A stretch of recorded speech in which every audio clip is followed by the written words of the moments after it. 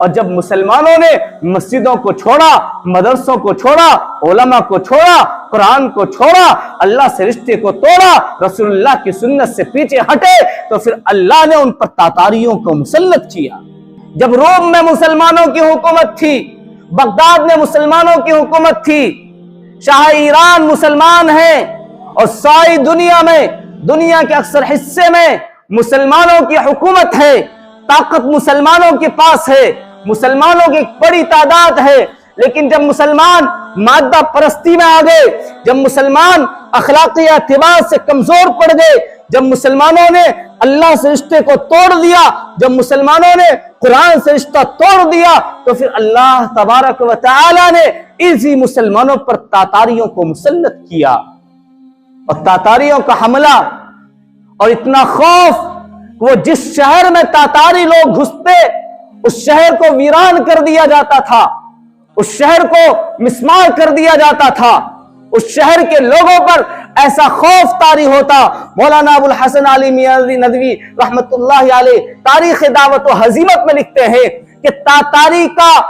دہشت اور ان کا خوف مسلمانوں پر ایسا تھا کہ اگر ایک گلی میں 100 مسلمانوں کے مکانات ہیں اور ایک تاتاری کوئی آدمی اس گلی میں گھس جاتا تو کسی 100 مسلمانوں میں سے کسی کی ہمت نہیں ہوتی کہ اس ایک انسان کا مقابلہ کر لے۔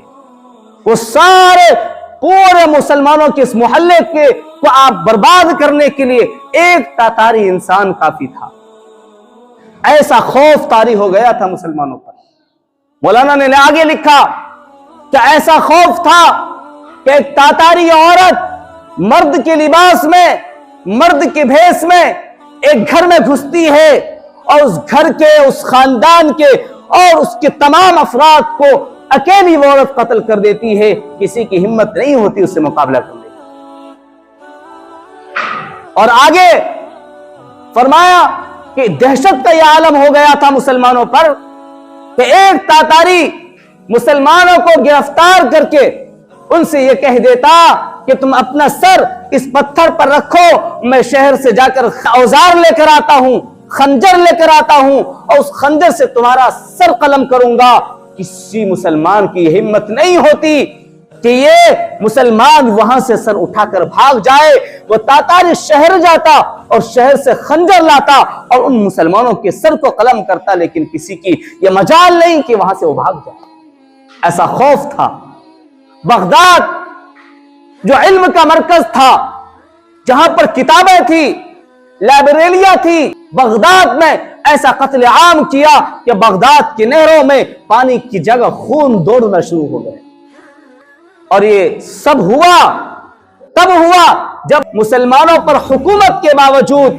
مسلمانوں پر طاقت کے باوجود صرف کمزوری یہاں پر آئی کہ ان کے اخلاق خراب ہو گئے۔ انہوں نے اپنا رشتہ اللہ سے توڑ لیا، انہوں نے اپنا تعلق اللہ سے ختم کر دیا، انہوں نے قرآن سے اپنا رشتہ توڑ دیا تھا، اس لیے اللہ تعالیٰ نے ان پر یہ عذاب مسلط کیا۔ آج ہمارا رشتہ، ہمارا تعلق اللہ سے کتنا مضبوط ہے۔